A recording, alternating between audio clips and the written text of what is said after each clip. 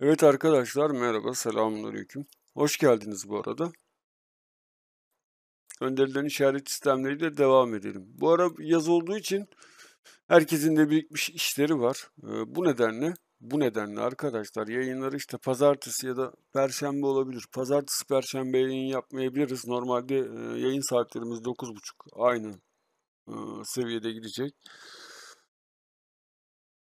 Devam edelim. Zaten, herkesin de işleri var. Bütün, genel kapsamlı olarak YouTube'da bir, izlenme, de sıkıntı var. Yani bütün, kanallarda bu mevcut. Herkes tarlasında, bağında, bahçesinde birikmiş olan işlerle uğraşıyor insanlar, biliyorsunuz. Bu dikdörtgenler, yapılmış şu karşımızdaki dikdörtgenler, kayaç üzerine yapılmış. Bakın yine giriş işareti gördünüz mü? Bakın yine giriş işareti bu. Neden? Neden arkadaşlar? Niye giriş işareti? Yani buralarda bir giriş olduğunu söyleyen bir işaretçi sistemi. Mihraba benzer diyorsunuz da mihrabı yapıdır diyorsunuz ya. Yani bana göre, bakın şimdi göstereceğim düzelsin. Evet geçenlerde onu da anlatacağım şimdi arkadaşlar ya. Hep gösteriyorum ama bir izleseniz şu videoları neler öğreneceğiz ama. Ya şimdi bakın arkadaşlar gösteriyorum işte. Ya bu giriş işaretidir. Buralarda bir yerde girişi var. Bu devasa bir kayalık. Bunun çok içeriğine girmeme gerek yok. Bak burada yine kılıç kabzası var. Kılıç kabzası neydi? Kılıcın sapı yoktu da kılıç kabzası olduğunda ne anlardık? Ölümü simgeler. Savaştasın, savaşıyorsun. Sadece kabzası var, çeliği yok kılıcın. Sadece kabzası var, çeliği yok. Yani ucu yok. Şu kılıçsa bunu da ben yapamam ki, beceremem yani. Böyle şeyler de yapıyoruz. Şöyle miydi? Kabza diye düşünelim. Şöyle yapalım. Evet böyle. Bu varsa ölüyü simgeler yakınındadır hemen. Bazen tamam. Kılıcın kendisi de olduğu zaman şöyle yapalım. Kılıcın kendisi bu bıçak gibi oldu. Uzatalım bunu. Biraz daha mesafesi olabiliyor. Bazen tam altında olabiliyor. Bakın eşkıya kayıtlarında bunlar var. Ben anlattım. Yine anlatayım. Problem değil. Böyle kılıç gördüğünüzde ve uzunsa hemen altı kılıcın ucunun bittiği yerle. Gerçi kılıç define işareti diyeceğim ve bunları hep anlatacağım da hep anlatacağımda kalıyor bunlar. Bir geçemedik şunlara. Hemen bunun kabzasının diyorum. Şunun altında giriş olabiliyor. Hemen altında. Hemen altında olabiliyor. Bazen de devam ediyorsunuz. Giriş dediğim mağara kapamasıdır bu. Bunu bir silerim. 100 metreyi bulan bir mesafede, şöyle eşkıya kayıtlarında da var. Böyle kılıcın gösterdiği istikamette 50, 100 ya da 200 metreye kadar tüfek gibi düşünün istikamette.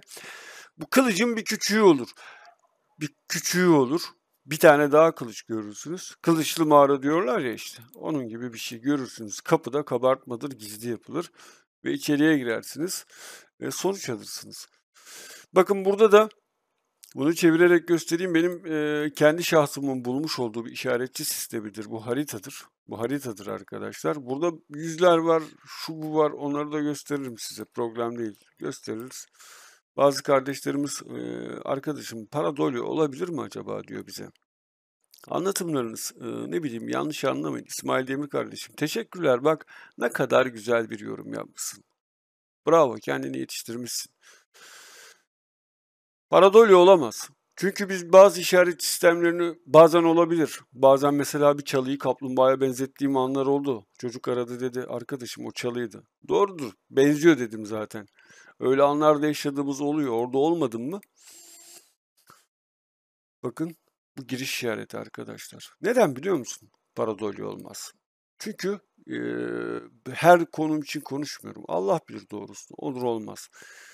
Ama bizim şu işareti gördün mü? Bunun yanında ikinci bir işaret vardır. Bununla beraber olması gereken. Üçüncü işaret vardır. Bununla beraber olması gereken. Bu ikinci ve üçüncü işaret 50 tane işaretçiden bir tanesidir. Yani 1, 2, 3 üçleme aynı anda olacak diye bir şey yok. Mesela bu vardır. Bunun yanında 50 tane işaretçiden iki arasından bir tane ya da öbürü olabilir. O yüzden o 50 taneyi anlatmak da sıkıntı biraz. Şimdi bu giriş işareti arkadaşlar. Bizim bu yılanlı, aslanlı yılanlı Frigya Malatya'da çıkmış olan örneği vardı. Orada da gösterdik. girişiyle beraber arkeologlar orada çalışma yapmışlardı. Soyulmuştu tabii mezar daha evvelden. Biraz şimdi konunun içeriğinde ben size bir şeyler anlatacağım. Yine tarihçesiyle alakalı bilgiler vereceğim. Geçen en sonki yayınımızda ne dedim? Burası Giresun mu, Sinop mu demiştim yani. Bu İskitler, Sirenler dedim, kuşa benzer dedim. Hatırladınız mı arkadaşlar? Aslında Zonguldak da onlardan bir tanesiydi. Zonguldak'ı söylemeyi unutmuştum. 2 ay evvel bir videom vardı. Zonguldak'ta onlarla alakalı bir bilgi paylaşmıştım sizlerle. Bakın Zonguldak'tan çıkmış. Gördünüz mü? Sinop, Samsun, Zonguldak. Aynı bölge zaten. Vücudu kuş, kafası vücudu kuş arkadaşlar.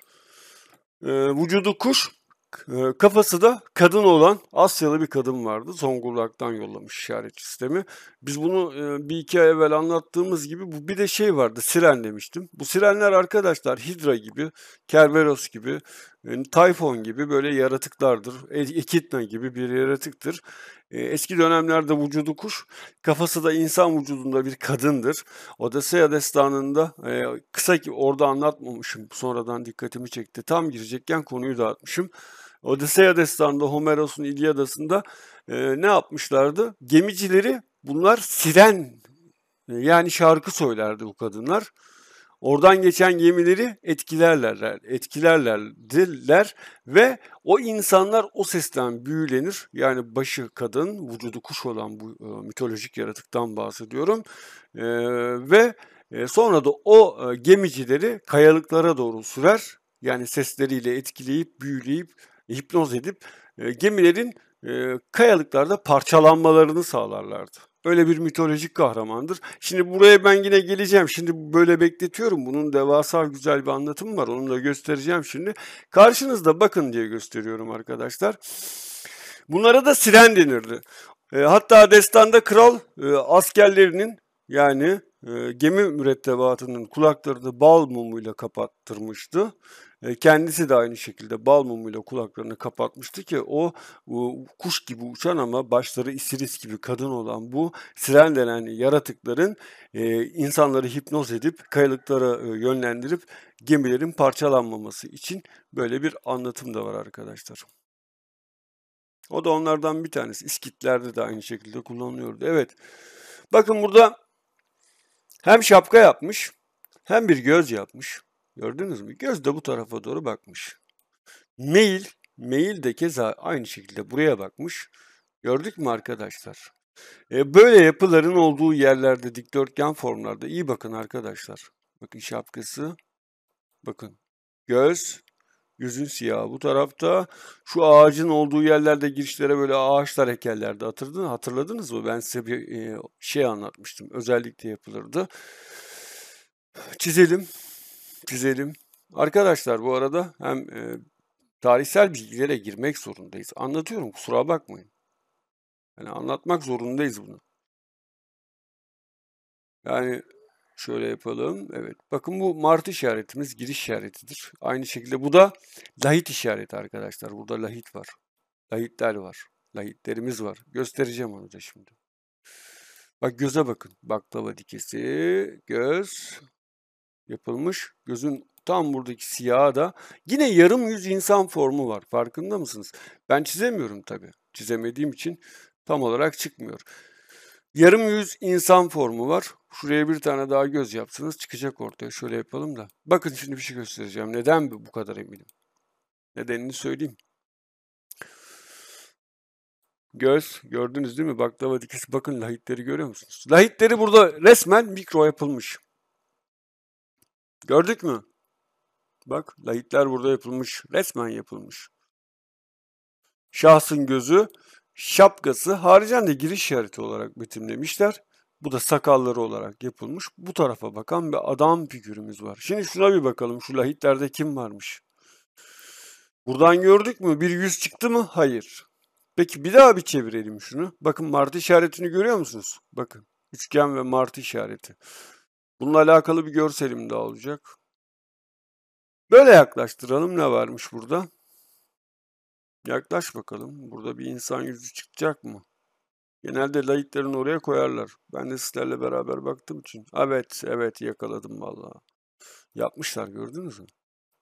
Yapmışlar arkadaşlar, yapmışlar. Diyoruz yani yaparlar. Sizle beraber bakıyorum. Buyurun işte. Beyazlığa bakın. Şuradaki siyahlığa bakın. 2 tane gözünü ne kadar güzel yapmış değil mi? Tam lahitin olduğu yere. Bak lahit gördünüz mü? Burada lahiti var. Burada adamımızın yüzü var. Yapmışlar yani. Hiç bakmadan söyledik. Çünkü evvelden yaşadık, gördük bunları. Yaparlar dedik. Yapmaya da bilirdi ama genelde yaparlar. Burada olmaz, başka yerde olur. Burada ölüm maskı, burada da adamın kendisi bıyıklı mı artık bilmiyorum. Yüzü yeşilimsi yapılmış. Başında bir sarık gibi bir şey var. Onu bile yapmış. Bir kaide üzerinde bir lahite benziyor. Burada da bir tane o kaideye çıkan ya küçük bir lahit ya da lahitin kendisi bu. Lahit bu tamamen. Şu nokta itibariyle böyle dikilmiş meyvesi olan ağaçlar, özellikle kuşburnu, börtlen ya da benzeri fark etmez. Çalı olabilir yani. Çalılık bir alan olabilir. Burada kılıcımızın sapı da yapılmış. Burada kayanın içerisi küçük bir yer kırılır. Küçük bir yer kırılır. Bir insanın girebileceği kadar bir yerdir. Bende örneği var aslında da şu an uğraşmadım, gösterirdim size. Böyle bir yerden bu devasa bir yapı kırılır ve içine girilir. Bazen şu çok devasaysa arkadaşlar şunun içinden de kırılıp girilebiliyor. Yani bir ağaç, yani bir ağaç boyundaysa bu, bunun içinde de bir delik oluyor. Onun içinden de içeri girilebiliyor. Bunu da unutmayın. Çünkü neden? Şundan. Su kanalının yaptığı yerlerde ya da bu yukarıya bakan üçgen yapılan yerlerin hemen bunun içinden de giriş olabiliyor. Ya da altından da giriş oluyor. Çok zor bir şey değil. Ana kaya zaten kocaman. Dahası da vardı. Evet, gelelim buna. Dikkat edelim şimdi burada ne var? Birincisi hani ben bir mühürden bahsediyordum. Diyordum ya size. Kral mühürlüğü ya da değerli insanlara ait mühürler çıkar karşımıza. Kediye benzer diyordum. Bakın arkadaşlar, bu da benim şahsımın çözmüş olduğu bir işaret sistemidir. Buyurun. Kediye benzer diyordum, bakın. Evet. Gördünüz mü? Baykuş kedi karışığı bir şeydir. Şu işaretin ne olduğunu tam bilmesem de biliyorum bunun buralarda. Bir de bu Sunu Çukurları döneminde bize bir anlatısı vardır Sunu Çukurları'nın. Yani libasyon çukurları diyelim.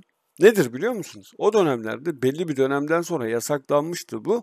Yani insanlar mal varlıklarıyla gömülür. Böyle yuvarlaklar gördüğünüzde. Ve aslında çok değerlidir. Bazen de mahzen işaretidir. Tamam, ölü de olabilir içinde, olmayabilir ama mahzen işaretidir. Bunu da unutmayın. Neticede bu yuvarlak spilosları gördüğünüzde arkadaşlar o döneme göre mal varlıklarıyla gömülürler. Bunları unutmayın. Bir dönem yasaklandı. O yüzden bazı yerlerde bu yuvarlak oymalar yok. Ben yuvarlak oymalarda anlattım. Geniş çaplı da anlatacağım sizlere. Şimdi beraber bir şeye bakacağız. Bu nedir? Kimdir? Necidir? Değil mi? Yani bir yüz yaparlardı bunlar. Muhakkak yaparlar. Dur bakalım, yanlış oldu. Bakalım neymiş hikayesi bunun. Evet, hikayesi bu arkadaşlar. Şunun gözünü görüyorsunuz değil mi? Ne kadar güzel yapmış mı yapmış? Evet. Şöyle geldiğimizde burnunu da yapmış. Devam ettiğimizde bir kadın formu ortaya çıktı. Bir kadın. Buralarda şu ağza şunu yapıyorlar arkadaşlar. Buralarda bunun girişi var. Çok uzak değil. 10 metreyi geçmez.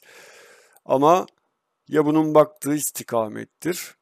Bak buradan bir hilal yapmış. Bak bir hilal, gizli hilal yapmış arkadaşlar. Ya da bunun baktığı istikamettir. Burada da zaten bir işaretçi var arkadaşlar.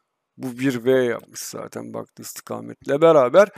Ya baktığı istikamet ya da bu istikamette bir kaya olur. Hilali buradan yapmış. O tarafa doğru gitmemiz gerekir. Bazen kandırmacadır. Şunu da şöyle çizelim. Bu hilal aslında hilal değildir. Bakın bu bir hilal değildir aslında. Bir oktur arkadaşlar. Bu tarafa doğru gidersiniz. Taşın tamamını görmediğim için aslında gördüğümüzde işlem tamamen değişir. Bazen bir oktur bu. Gizli oktur. Bu yapılmıştır. Aslında bir hilal değildir, bir yaydır o. Bu tarafa doğru gidersin. Oradaki kayaca gidersin. Oradan girişi vardır. Girişleri nasıl anlarız? Girişleri nasıl anlarız onu da söyleyeyim. Arkadaşlar girişler herhangi bir kayaç vardır etrafta. Bu haritayı gördüğün zaman, haritanın üzerinde oku, yayı gördüğün sadece yay vardır. Ok yoktur. Onun üzerinde de ok vardır. Eksik parça oradadır. Ya da nal vardır. Nal vardır arkadaşlar. Nal vardır. Atın ayağı da buradadır. Ya da atın ayağı buradadır. Ana hikaye harita taşı vardır. 10 tane resim olan. Tamam mı? Orada nal vardır ama ayak yoktur. Ayağın olduğu kayada 6 giriştir. Ya da ayak vardır, nal yoktur. Nalın olduğu yer giriştir. Ana haritada 20 tane figür olan haritada, yani kadın var, ağzında figür var, burada mührü var, burada yay var diyelim. Bunun 6 giriş genelde olmaz. Bu sana zaten haritayı anlatır. Haritada eksik olan parçayı bulursun. Havuç vardır, salatalık vardır. Bıçak yoktur. Yemek yapacaksın. Bıçağın olduğu yerde, havuçla salatalık ya da tencerenin olduğu yerde aramayacaksın. Giriş orada değildir. Giriş bıçağın olduğu yerdedir. Bıçağı buldun mu yemeğe yapabilirsin. Bıçağı alıp buraya gelmezsin. Bıçağın altına girersin. Bıçağın altına girersin. L sistemi yaparlar böyle. Bıçağın altındaki kayanın altına inersin. Yemeğe yapacağın yerde buradır. Havuçla salata buradadır ama toprak altından gidersin havuçla salatanın olduğu yere. Anladık mı? Neymiş? Bir daha anlatayım mı? Havuç burada, salata burada, domates burada, biber burada, pul biber burada, kafa da burada. Bak kadın burada. Kadın burada. Tamam. Her şey çok güzel. Ama bu da bir tepe. Bu da bir tepe. Tepenin kotu 7 metre diyelim. 7 metre. Yani aşağı iniyorsun şu şekilde. Kaya da burada. Şimdi kayanın buradayken buradan kazmaya kalksan 7 metre geleceksin de bir 7 daha 20 metre aşağı inmen gerekir, zor. Ama bunun bir girişi var değil mi? Bıçak da bu kayada ama kaya yokuşun altında. Şuradan bir L sistemi ya. L de yapmış diyelim buraya. Genelde öyle yaparlar. Buradan girersin, içeriye alta doğru gelirsin. Burada havucun, salatalığın, tencerenin, pırasanın, pul biberin mutfağa gelirsin. Ama mutfağın girişi neredeymiş? Bıçağın olduğu yerdeymiş. Mantığı anlayalım arkadaşlar. Bir daha anlatmayacağım çünkü. Devam edelim. Bakayım şuna bir. Evet. Güzelmiş. Bir de bunların içi temizlenmeli. Bunların içi yönerge verir, yön verir. Bizi nereye gideceğimizi söyler. İçleri temizlenmesi gerekir. Bazen bunlar büyükse bunların içerisinde müjdeler olur. Yani bunlar bazen büyükse bunların içinde müjdeler olur. Bunu unutmayın. Kesinlikle unutmayın. Çok güzel yay yapmış. Gizliden yapmış ya da hilal yapmış. Ne yapmış bilmiyorum. Yapmış bir şey. Çok şey var da. Az yarım çekmişsin resmi. Bak ne olduğunu anlatmış burada. Burada ne olduğunu anlatmış. Aynı resimse değilse bile bak burada amcamızı yapmış. Rahibe Teresa. Bunların rahiplerin kullanmış olduğu giyim tarzları, bunlarla Sırbistan'dan gönderilmiş resim, Halise'nin gönderdiği resim, yüzlercesini anlattık. Aynısını yine yapmışlar. Genelde dini özelliklere sahip insanların giyim tarzıdır bu. Çok geldi bana bundan. Bak sakallarını dalga dalga yapmış, görüyor musun? Burnu, bak gözünü nasıl yapmış. Yapmış yani arkadaşlar, yapmış. Yani istikametleri belli. Nereye bakacaksın? İstikametleri belli. Bir şema çıkarır burada sana. Bak bu şemayı okursun, anlarsın, sonra araziye bakarsın. Arazi, bu şema vardır. Bu şema vardır. Örnek veriyorum. Şurada bir tane murslama yapar. Şurada bir murslama yapar. Şunları birleştirirsin. 4 delik vardır. Şöyle bir üçgen yaparsın. Bir bakarsın bir tane delik burada boş kaldı. Tamam mı? Araziye bir tane kaya buraya koymuştur. Kırmızı yapalım. Bunu da anlatalım. Bunu da anlatalım. Anlattık da yeni izleyenler görsün. Şimdi şunun üzerinde bir murç burada var. Bir tane murç burada var. Bir tane murç burada var. Kaya bu. Şahıs da bu. Şahıs da bu. Bak yapmış. Yani şuna böyle bir elbise giydirsek tamam, bitti yani. Gözünü yapmış zaten burada. Gölgelemeyle yapmış. İz düşümle. Bir tane de murç burada var. Ben bunları birleştirdiğim zaman bunlardan hangisi üçgen yaptı, bu yaptı. Bu ortada etkisiz eleman kaldı değil mi? Öyle kaldı. Araziye hemen dönüp bakacaksınız. Bir tane kaya buraya yapar. Bir tane kaya buraya yapar. Aynı bunun gibi bir tane de buraya yapar. Bir tane de kaya buradadır. Giriş burasıdır işte. Neden? Bunu yapmıştır adam. Bunu yapmıştır.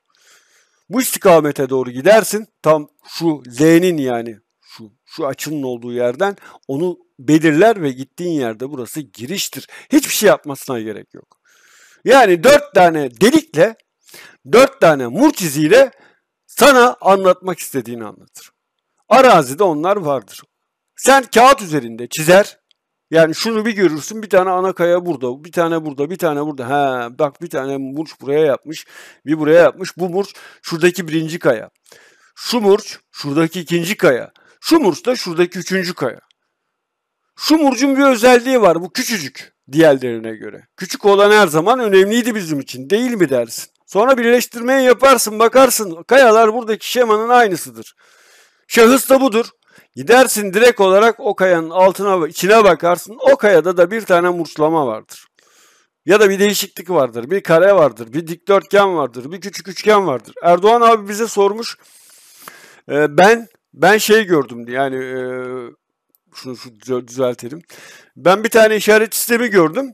Üçgen vardı üzerinde. Küçük üçgen. Arkadaşlar, abilerim, kardeşlerim şöyle söyleyeyim. Bakın yine söylüyorum. Ana haritalama sistemindeki yani 10 tane, 7 tane, 8 tane işaretçinin olduğu kaya üzerlerindeki üçgenler size haritayı anlatır.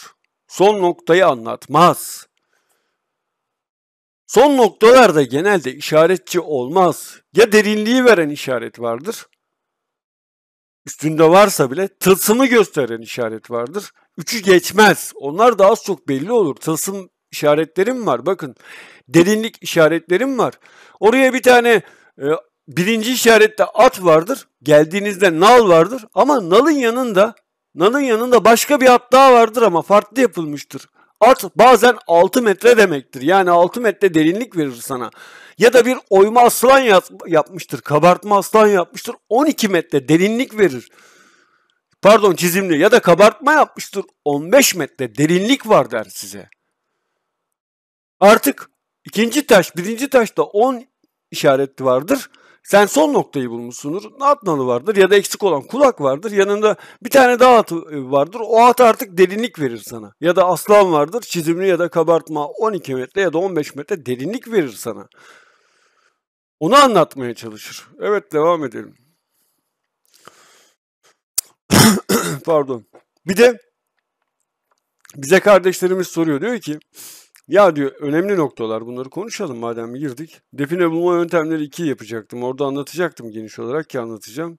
Madem konuşuyoruz anlatalım. Bakın karışıyor, evet. Benim de çok aklım karışıyordu bu konuda.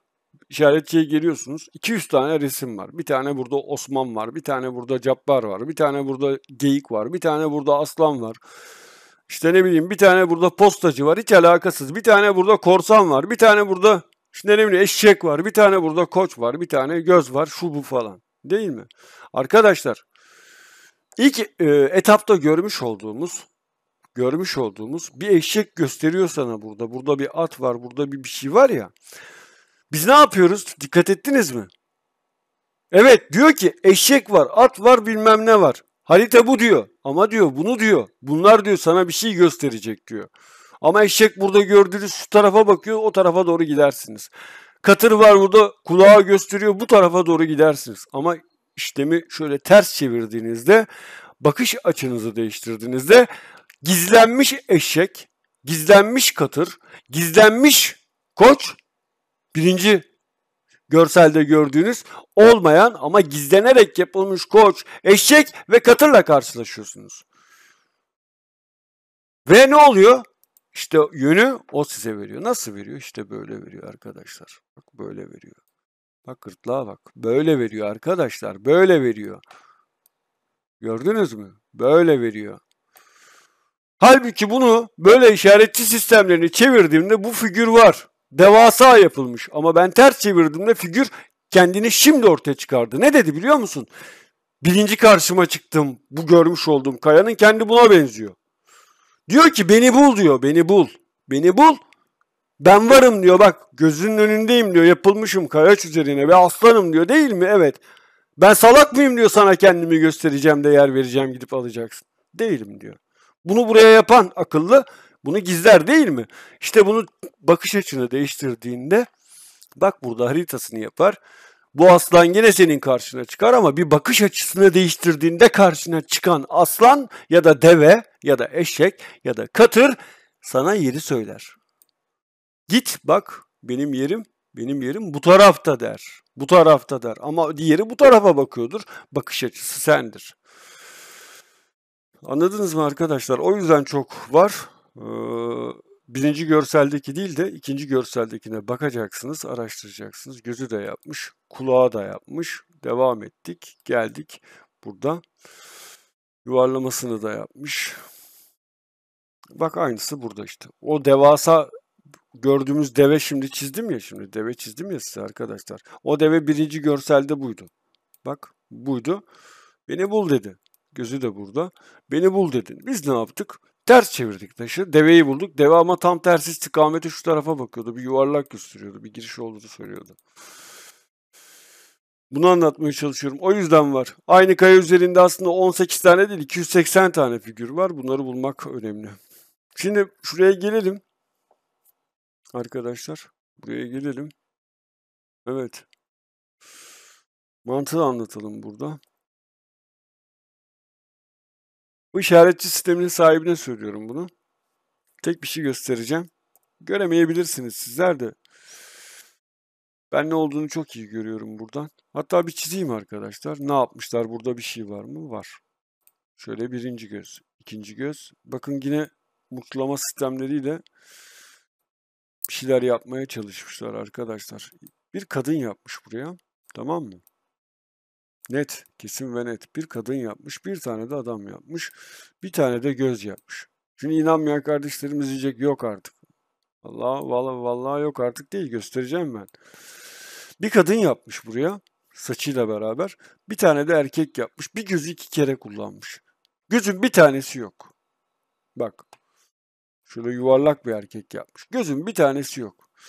Burada da U işareti, giriş işareti yapmış. Burayı uzatmış. Burada bir figür yapmış. Hepsini göstereceğim, yaklaştıracağım. Evet arkadaşlar.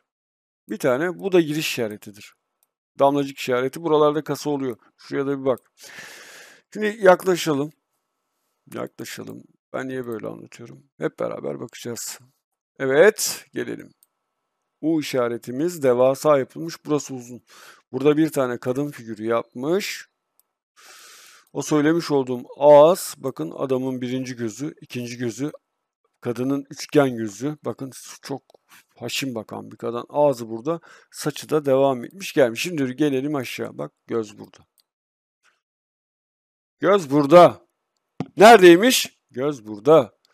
Ne varmış peki burada? Bakın bir kanal yapmış, uzatmış bu tarafa doğru. Bu da mağara giriş işaretiydi değil mi bu?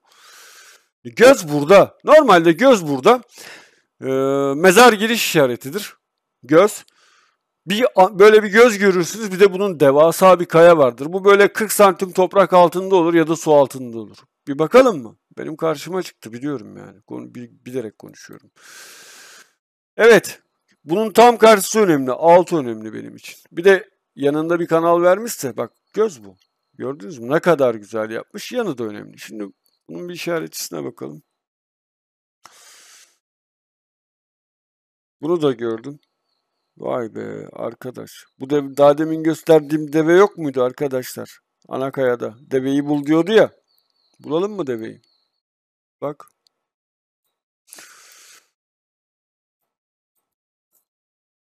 Bak, bak.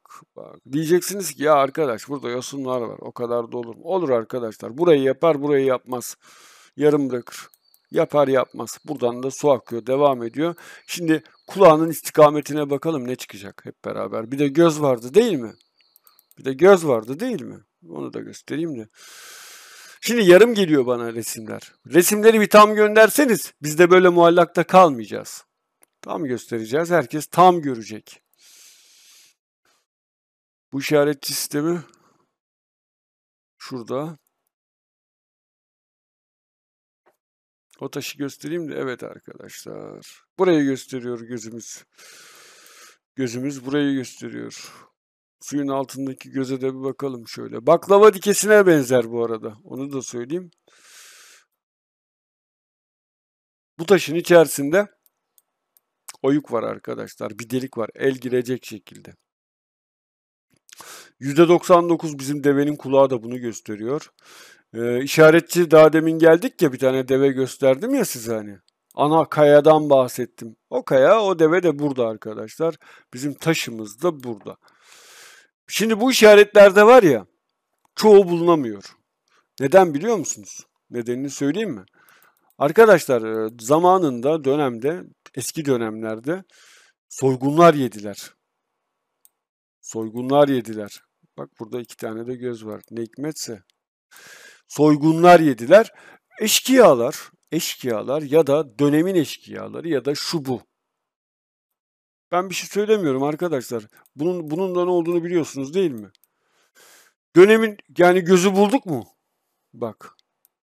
Bak gözü bulduk mu? Bu gözdür.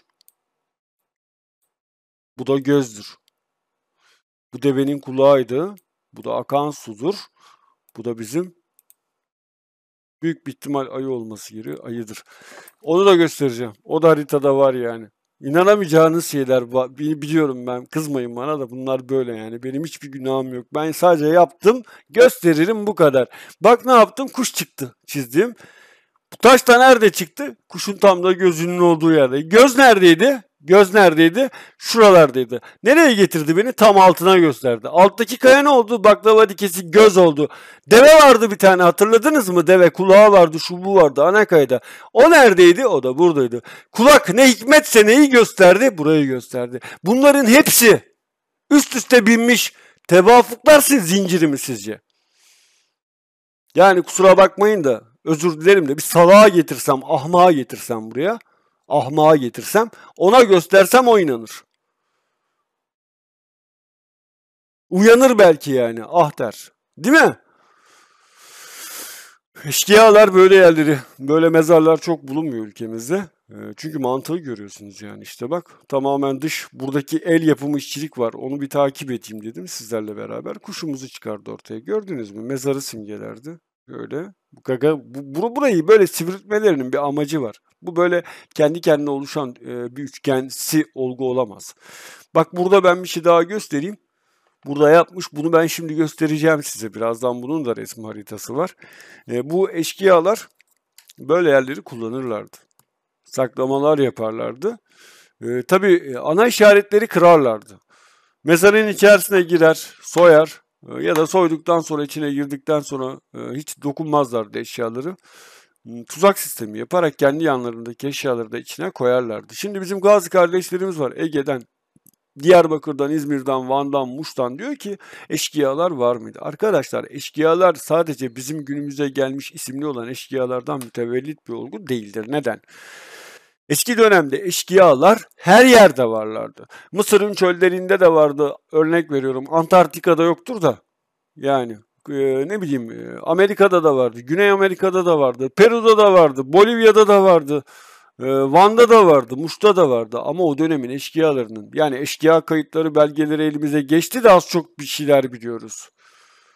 Yani her dönemde vardı. Hazreti Musa döneminde, İsa döneminde, Peygamberimiz döneminde varlardı. Roma döneminde deniz korsanları varlardı. Biz isimlerini bilmiyoruz. Kayıp olan hazineler var. Peşindeler mesela. Kayıtları var. Kendinden haber olmayan hazineler var. Bunları da anlatacağız. Büyük korsanlar ve eşkıyalar, dünya geneli için konuşacağız. Gördüğünüz gibi burada işaret sistemini tekrar yapıyoruz. Bakın bu el işçiliğidir. Gagaya bakın. Yaptık mı? Yaptık. Devam edelim. Aşağı doğru geldik. Burun deliklerini görüyor musunuz? Gördük. Peki. Bu ne oldu? Şöyle de bir yuvarlama yapmış. Bu da deve kulağı zaten. Gösterdi mi? Gösterdi. Bu kulak buraya doğru haricen bu kuşun vücudunu tamamladığı gibi göz işareti vardı burada, hatırlıyor musunuz? Bu kayada göze benzer baklava dikesi gibi yapıldı mı? Ben bu gözü, bu baklava dikesi kayayı genelde geçen anlattım ya, bir ağaç altı toprakta 40 santim çıkmıştı diye. Burada da su altında çıktı. Yapmış mı? Yapmış. Yani bu kadar basit. Yapılmış mı? Yapılmış. Evet arkadaşlar, budur yani. Bu kadar da, bunlar çok tehlikelilermiş ya. Ben şok oluyorum her geçen gün. Nasıl bir akıl, nasıl bir fikir bunlar da anlamıyorum ki. Anlamıyorum yani. Anlamıyorum. Anlamıyorum yani. Kaplumbağayı da böyle yapmış. Bu şekilde kaplumbağalar da var arkadaşlar. Kafası. Kaplumbağa olduğunu düşünüyorum bunun. Gırtlak yapısı şurası önemli. Şu yuvarlağın baktığı yön önemli. Aynı şekilde benim söylediğim gibi tam çek şunu adam akıllı bakalım. Bunu bir ters düz edelim bakalım bu nereyi gösteriyor. Yani sağlamasını yapar. Bir işaretçi bir tane göstermez. 10 tane işaretçi vardır. Eşkıyalar ana işaretleri kırdılar da böyle mikro işaretleri tabii göremedikleri için kıramadılar, yapamadılar. Bak işte buyurun bu burada al işte arkadaş. Ben diyorum yani güzel resim çekseniz çok güzel yayınlar olacak. Karşınızda amcamız. Amcamızla tanıştırayım sizi buyurun. Sakalı yine, burnu yine, gözü yine, tacı yine. Daha ne diyeyim yani? Daha ne diyeyim? Ne diyeyim? Ne anlatayım artık? Yani şunu görmemek nedir? Ben anlamıyorum ki yani. Yani siz baktınız benzetiyorsunuz. Ya bunu benzemiş arkadaş. Bunun benzeyecek bir tarafı yok ki yani. Bunu ben neyini benzeteyim? Yani hiç değişiyor mu? Siz bir tane program izliyorsunuz bizde geliyorsunuz. Tek bir tane programı izliyorsunuz. Aklınız almıyor değil mi? Ama bir 10 tanesini izleyin bakalım. 10 tanede de aynı şey var. Sakal, burun, taç. Bitti ya bu kadar basit. Ve göz. Yapıyor yani adam. Benim suçum değil ki bu. Sen bir tane program izle ya böyle şey mi olur benzetiyorsun. Kaplumbağada nedir? Filozof kişi, değerli kişi, şu kişi, bu kişi onu da anlattık. Buyurun. Yapmış yani. Yapmış yani arkadaşlar. Yere bakıyor. Yere bakan kimdi? Ölüydü. Bu buraya bakar. Burada aramazsın gidersin. Şu bu tarafa gidersin. Onun mezar girişi oradadır. Evet. Sizleri çok seviyoruz. Kızılcahamam vardı bir tane. Dur onu da gösterelim ya. Erdoğan abinin memleketi. Bizim Erdoğan abimizi biz çok seviyoruz. Ali abiyi de öyle seviyoruz.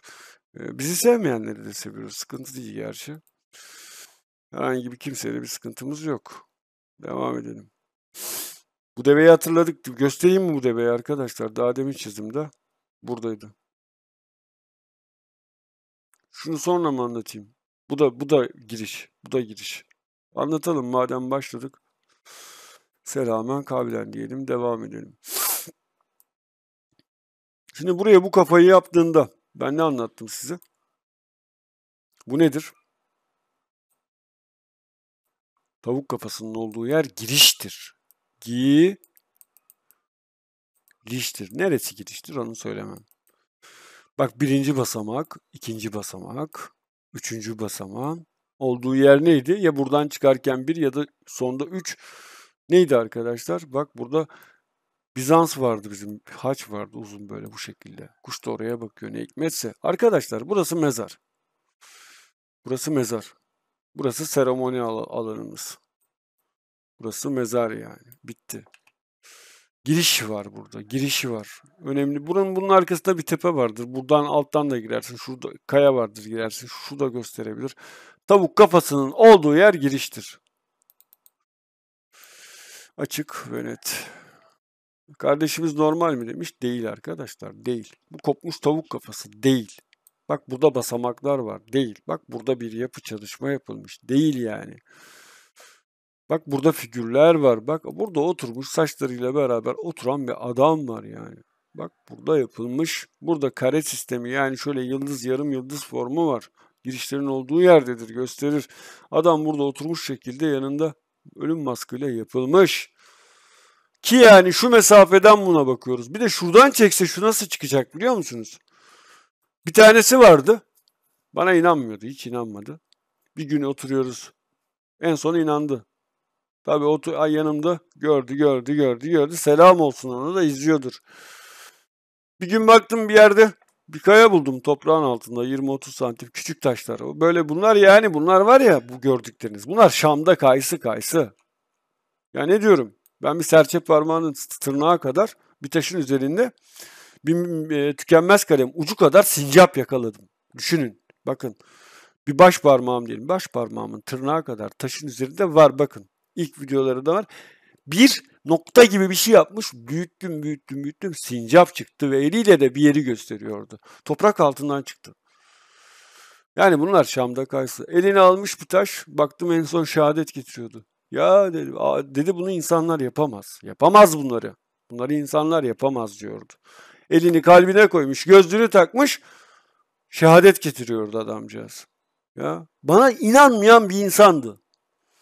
Evet, kuş şahsımız da bu. Değerli bir insanmış. Böyle nehir kenarları eskiden nekropoldü arkadaşlar. Nekropol yani mezarlık alanıdır. Akropoller gibi yani şehir merkezine yakın yerlere yapılmış olan mezarlıklar gibi düşünmeyin. Eskiden tabii yasaklandı bu nehir kenarına yapılmış olan mezarlar. Bunlar dolu olurlar ve böyle yapılar da çok değerli insanlara ait. Bakın gördünüz değil mi? Kuşun gagası, kafası kopmuş, kuş kafası olduğu yer giriştir. Olduğu yer giriştir arkadaşlar, giriştir. Burada da zaten basamak alanı var. O yüz işte. Bir daha göstereyim de bak. Bir göz, iki göz ve ağzı yuvarlak. Ağzı O yapan insan ne anlatırdı bize? Ben anlatmıştım bunu. Ağzı böyle O yapan insan neyi anlatırdı bize? Ölümü anlatırdı değil mi? Bak buradan çenesi. Göz de buradaydı. Gözün hemen altında da gözü bulduk zaten. Suyun içerisinde bak kadını üçgen yapmış gözlerini. Onun ağzı da O yapmış. Ne hikmetse bak tekneye bak. Gördünüz mü? Tekneye bak. Bak çeneyi buradan nasıl ben yapmıyorum. Ben çizemem bunu. Bak nasıl yapmış. Nasıl yapmış. Burada net görün diye göstereyim. Bakın. Hemen göz de şuradaydı. Hemen yanında. Hemen yanında. Onun altında da o büyük göz vardı arkadaşlar. Daha deminki deve vardı. Şu vardı. O işaretin devamı bu işte. İyi ki çekmiş bak bunu yakından. Bak ne güzel çıktı ortaya. Ağzı O yapıldığı zaman arkadaşlar orada değerli insanlara ait mezarlar vardır. Bak çene burada gördünüz mü? V yapılmış. V giriş demektir. Haricen çeneyi V olarak kullandığı gibi girişi de söyler. Ama bu suların ileriden kesilmesi lazım. Böyle olmuyor. Düşünün yani böyle bir su sistemini ileriden kesen gücü ve kudreti, ihtişamı düşünün yani. Sağlam bir kral ve kraliçenin mezarı. Bu işte. Burası. Devam edelim. Başka işaret var mı? Şurada bir şey var da bunu siz göremezsiniz. Bu çok özel bir tekniktir. Çok özel. Doğurganlığı, bereketi simgeler. Eskiden domuz figürlerini evlerin arkadaşlar şeylerine, duvarlarına asarlardı. Domuz değilse de ayıdır bu. Burada yapmış zaten. Ama domuz bana göre. Domuz figürlerini evlerin bereket olsun. Doğurganlığı simgeler bereket olarak kullanılmış bir figürdür. Onu da söyleyelim. Domuz bu. Yan yatmış olarak ben gördüm de üstüne düşmek istemedim. Ben bunu size çok güzel bir teknikle ortaya çıkarırım aslında. Buyurun işte gözü. Bakın çizgilerden görüyor musunuz? Ağız yapısı ve bu gözünde de X var. Gördünüz mü? Bu gözünde de yani bize göre sol, ona göre sağ tarafında X var. Şöyle baktığınızda bakın kulak yapısı. Yani siyahlığı takip edin, domuz bu. Ayakta duran domuz. Suyun kenarında. Anubis. Ben bu Anubis'e geleceğim. Bunu anlatacağım size. Bunu anlatacağım arkadaşlar. Evet, burada da giriş var. Bunu da hızlıca bir çizeyim size. Buralarda girişimiz var. Bunlar bugün coştuk ya ne olduysa. Giriş var diyorum da söylemiyorum yerini. Şu tarafa git bakalım. Bak burada ikinci köpeğe yapmış. Bak. Şu tarafa gidiyorsun. Kulak istikamete gidiyorsun. Bu da bizim şeyi de anla. Hem fildir bu. Pardon, köpek değil bu. Fil. Bu köpek değil. Bak burada da bir tane fil yapmış. Ya arkadaş şu kadar şeye neler sığdırmışsın. Helal olsun. Vallahi helal olsun. Yani ben her geçen gün şaşırıyorum yani şahsen. Yemin ediyorum. Fil, köpek. İstikamet burası. Oraya bakıyorsun ya da burası oraya bakıyorsun ya da bu köpeğin baktığı yere bakıyorsun. Etrafı görmem lazım. Bunlarla alakalı artık ben gösterdim. Köpeği gösterdim. Fili gösterdim. Küçük fili bir de büyük ana fili gösterdim. Üçleme var burada. Etrafta üçlü olan ne var? 3 kaya, 3 ağaç, 3 tepe, buralara da bakarsın. 3 figür bazen bu böyle de olur. 3 tane hayvan yapar, sana üçlemeyi ara der. 3'ü söyler. Bak, işaret sistemlerine buna da dikkat edin arkadaşlar. Sizleri ben çok seviyorum. Bilgi paylaştıkça çoğalır. Aklında böyle ukde kalan, şaşıran veya arada kalan kardeşlerimiz de bizim videoları izlemenizi öneririm size. İzleyin bakın nelerle karşılaşıyoruz, nelerle karşılaştık. Hoşça kalın. Görüşmek dileğiyle. Seviliyorsunuz.